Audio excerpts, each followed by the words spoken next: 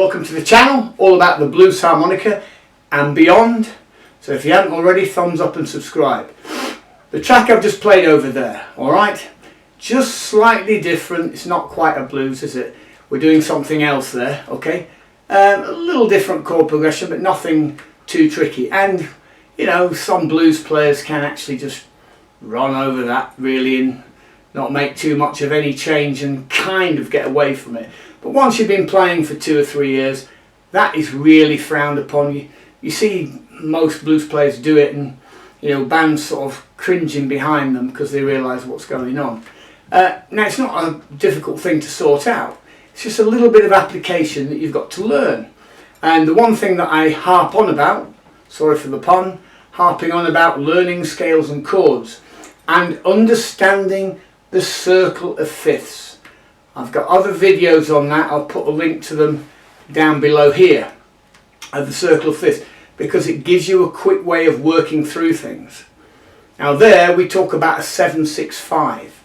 So basically you're starting with the chord like a G minor. The latter part of that little movement, the latter part, it goes from a G minor, then it goes to G minor major, and running a scale accordingly. So if you know your scales, or your basic majors, your basic minors, and your sevenths, and of course your blues scales, along with your pentatonics, and of course if you're a little bit more advanced, use your diminished. Okay, but there's other videos on that. But forget a lot of that. You just need the basics so that you can actually imply that 7-6-5 coming down those changes.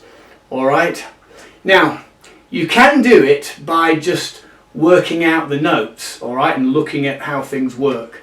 If you don't know what a sharp 9 sounds like and you can't get it on your harmonica, then just go over to a keyboard or guitar, put your basic arpeggio down, put your 7th in, and then, you know, extend that 9th and sharpen, and you'll hear that tension in the chord. You'll hear the tension there. It's not difficult to do. It's not difficult. I might sound like I'm making it tricky. It's not tricky. You just got to just hear it, and it won't take you long to learn that. As long as you learn your scales and chords, all right. You know, and when you see things in positions, for example,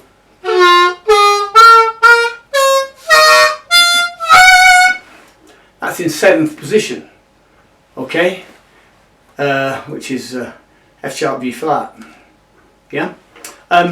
You don't have to see it that way into positions, and then you then convert everything into rhythm, okay, as if you're playing just a 2nd position blues scale or just a 3rd position blues scale. But in order to be able to use this technique, you just need a working knowledge of major scales, minors, dominant 7ths, and blues scale pentatonic, right? You all start with pentatonic and blues, don't you, in your 2nd, 1st and 3rd position. So we're just branching out from that a little, all right? If you're in your 2nd or 3rd years, I've said this isn't too tricky at all. You should be doing it. So, and this was an example of that. So you can listen to the line running down and run with it, or you can work off positions. You could add to that diminished arpeggios. That's another video. I'll try and put that in the description if I can remember which one it was. All right, but that's kind of how you go about it. Because on the harmonica, or whether you're playing blues, whatever you're playing in life, it's predominantly about rhythm. It's predominantly about rhythm on this. But you rarely see it on the internet, people actually telling you how it is. They never seem to get there. You'll find that the people that are pushing the levels to the limit tend to come in the jazz world on this from piano players, because piano players play a certain way. I know no matter how much they're listening to Charlie Parker and John Coltrane, they play a certain way. I've been a jazz saxophonist all my life, all my adult life, most of it, so nearly all of it as a professional, so I know how that works, all right. But that's what you'll get with this. Other than that, it's much of a muchness. Everybody's doing the same thing, and the important thing is to evolve naturally. In order to evolve naturally, you have to have a working knowledge of these things and be able to work off rhythmic structures and work down melodic lines. It's not rocket science. It can be done fairly easily, okay?